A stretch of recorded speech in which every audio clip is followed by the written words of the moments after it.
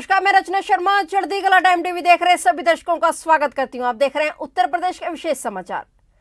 उत्तर प्रदेश के मुख्यमंत्री योगी आदित्यनाथ ने लखनऊ में राष्ट्रीय खाद्य सुरक्षा अधिनियम के अंतर्गत लाभार्थियों को निःशुल्क राशन पैकेट देकर निःशुल्क राशन वितरण महाअभियान का शुभारंभ किया। निःशुल्क राशन वितरण महाअभियान के शुभारंभ के अवसर पर उत्तर प्रदेश के मुख्यमंत्री योगी आदित्यनाथ ने अपने संबोधन में कहा कि आदरणीय प्रधानमंत्री नरेंद्र मोदी जी की प्रेरणा से यूपी सरकार आज निःशुल्क खाद्यान्न वितरण की एक बड़ी योजना को आगे बढ़ा रही है। प्रधानमंत्री नरेंद्र मोदी जी ने 2020 में अप्रैल से नवंबर तक खाद्यान्न वितरण का एक बड़ा अभियान प्रधानमंत्री गरीब कल्याण अन्न योजना प्रारंभ किया था। देश के 80 करोड़ व प्रदेश के लगभग 15 करोड़ लोग इस सुविधा से लाभान्वित हो रहे थे। यूपी सरकार ने भी जून, जुलाई और अगस्त में इसे लागू किया। डबल इंजन की सरकार से डबल खाद्यान्न का लाभ प्रत्येक जरूरतमंद को प्राप्त हो, इसी दृष्टि से आज इस वृद्धि खाद्यान्न वितरण योजना का पुनः शुभारंभ कर दीपावली से होली तक आगे बढ़ाया जा रहा है। सीएम योगी ने कहा कि आज खाद्यान्न वितरण के कार्य को पूरी पारदर्शिता के साथ आगे बढ़ाया जा रहा है। उन्हें आगे भी यह कहा कि यूपी सरकार ने तय किया है कि अगर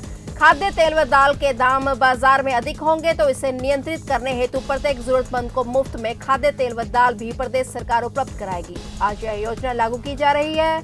इसके तहत अनुमन्य खाद्यान्न के साथ साथ 1 किलो खाद्य तेल, 1 किलो नमक, 1 किलो चीनी व 1 किलो दाल भी उपलब्ध कराई जा रही है। प्रदेश सरकार आज आदरणीय प्रधानमंत्री जी के प्रेरणा से निःशुल्क खाद्यान्न वितरण की एक बड़ी योजना को आगे बढ़ा रही है। कोरोना महामारी इस सदी की सबसे बड़ी महामारी है। दुनिया के अंदर अनेक देश इस महामारी की तीसरी जो वेव है उसकी चपेट में है और निरंतर यह आशंका व्यक्त की जा रही है कि थोड़ी भी लापरवाही एक बड़े समुदाय को, एक बड़ी आबादी को इस महामारी की चपेट में ला सकता है। और इसी दृष्टि से आपने देखा होगा 2020 में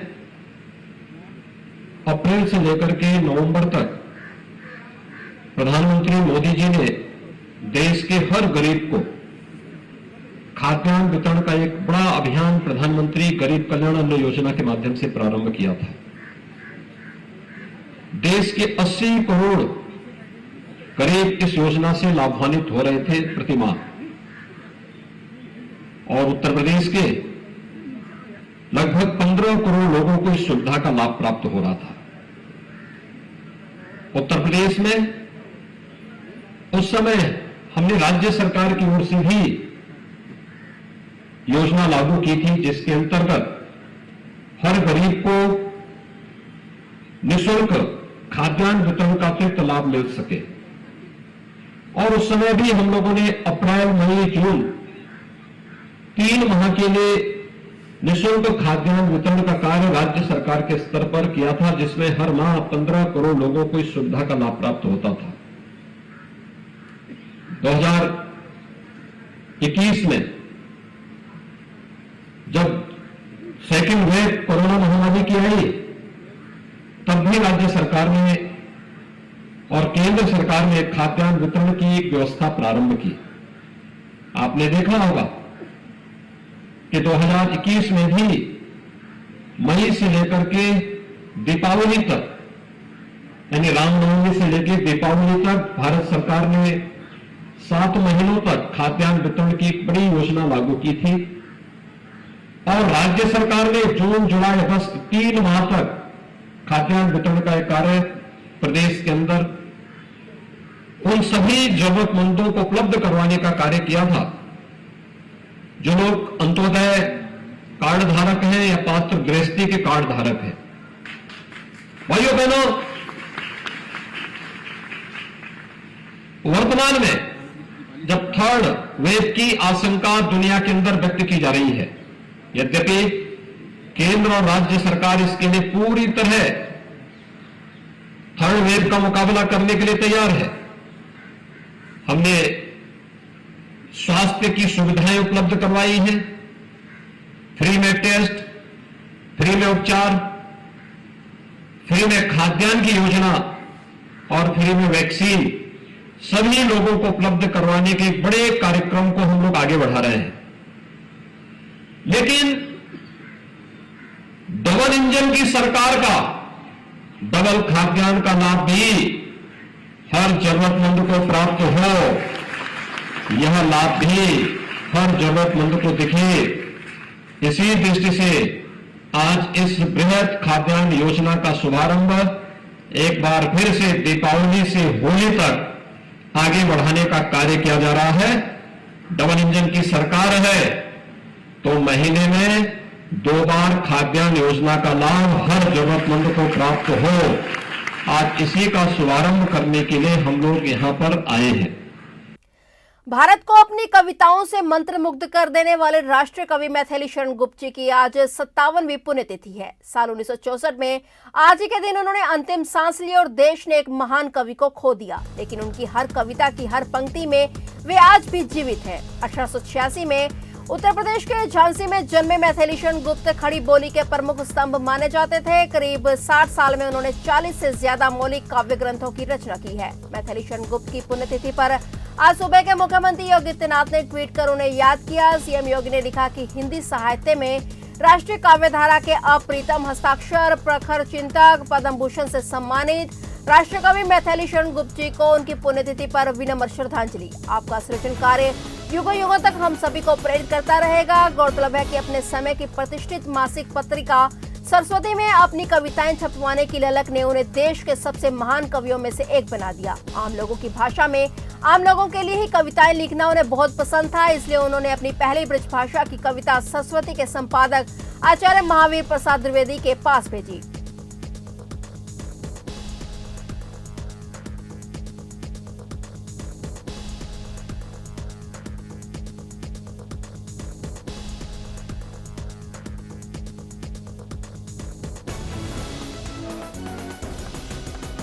मुख्यमंत्री योगी आदित्यनाथ के निर्देश पर प्रदेश के 30 जिलों के 1,82,000 से अधिक किसानों को बाढ़ से फसलों के नुकसान की भरपाई के लिए मुआवजा देने को 63.16 करोड़ रुपए दिए गए हैं। इस संबंध में शासनादेश जारी कर दिया गया है। शासनादेश में कहा गया है कि राहत आयुक्त कार्यालय की वेबसाइट पर 6 दिसंबर तक 15,26,351 बाढ़ प्रभावित किसानों का विवरण दर्ज किया गया है। इसके आधार पर 13,43,620 किसानों को अब तक मुआवजा दिया जा चुका है। शेष बचे किसानों को मुआवजा देने के लिए पैसे की व्यवस्था करा दी गई है।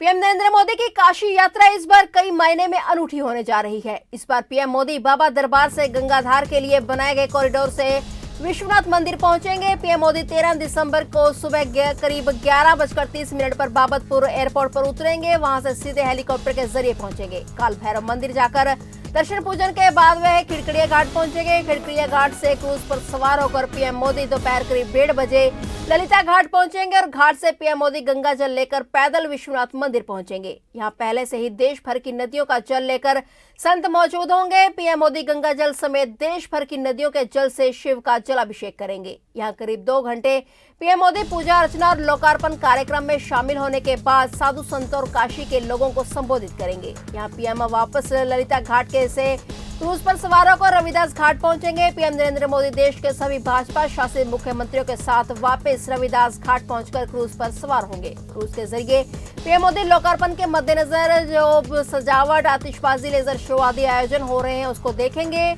अगले दिन यानी 14 दिसंबर को पीएम मोदी की भाजपा शासित राज्यों के सीएम और डिप्टी सीएम के साथ मीटिंग है। यही नहीं, बनारस रेल इंजन कारखाने में ही सभी राज्यों के सीएम और डिप्टी सीएम का सम्मेलन होगा, जिसमें सभी सीएम अपने अपने राज्यों में कैसे केंद्र सरकार की योजनाएं विकास की नई बात लिख रहे हैं उसका ब्यौरा देंगे।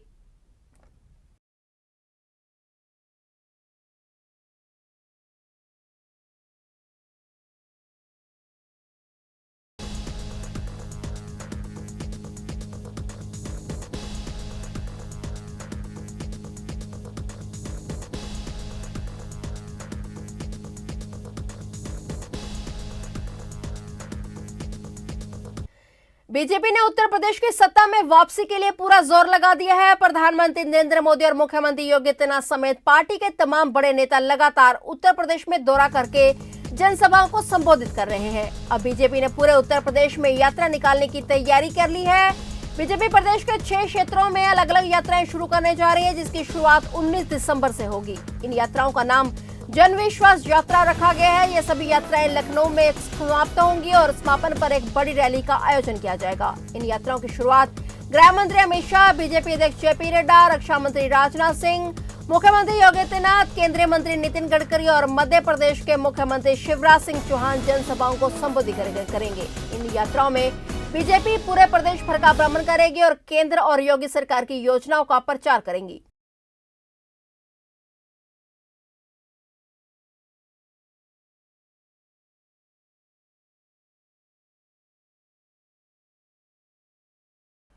दिल्ली की सीमाओं पर 1 साल से अधिक समय से आंदोलन कर रहे किसान अपने तंबू हटाकर और साजो सामान को समेटकर ट्रैक्टर, ट्रॉलियों और अन्य वाहनों में सवार होकर नाचते गाते जीत का जश्न मनाते हुए अपने घर की ओर रवाना हो गए हैं। पड़ोसी राज्यों में पहुंचने पर उनका माला पहनाकर तथा मिठाइयां खिलाकर जोरदार स्वागत किया गया। यही नहीं, शंभू बॉर्डर पंजाब हरियाणा सीमा पर हेलीकॉप्टर से फूलों की बारिश भी की गई। किसानों के घर लौटने के क्रम में फूलों से लदी ट्रैक्टर, ट्रॉलियों के काफिले विजय गीत बजाते हुए सिंधु धरना स्थल से बाहर निकले। इस दौरान किसानों की भावनाएं हिलोरे मार रही थी। सिंधु बॉर्डर से छोड़ने से पहले कुछ किसानों ने हवन यज्ञ किया तो कुछ ने अरदास की और ईश्वर का धन्यवाद करके पंजाब, हरियाणा और उत्तर प्रदेश स्थित अपने अपने घरों की ओर रवाना हुए। संयुक्त किसान मोर्चा का मुख्यालय शनिवार को वीरान नजर आ रहा था। इस बीच किसान नेताओं ने कहा कि वे 15 फरवरी को एक बार फिर से बैठक करके यह समीक्षा करेंगे कि सरकार ने उनकी मांग पूरी की है या नहीं। मुख्य रूप से पंजाब, हरियाणा और उत्तर प्रदेश के किसान 3 केंद्रीय कृषि कानूनों के विरोध में और इन कानूनों को वापस ले जाने की मांग को लेकर पिछले साल 26 नवंबर को बड़ी संख्या में यहां एकत्रित हुए थे।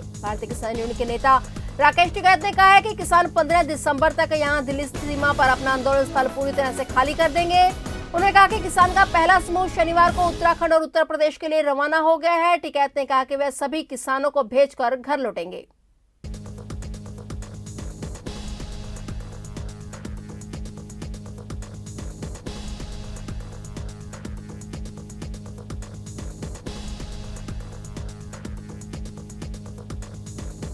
फिलहाल उत्तर प्रदेश के विशेष समाचारों में इतना ही। तब तक के लिए देखते रहिए चढ़ती कला टाइम टीवी और मुझे दीजिए इजाजत। धन्यवाद।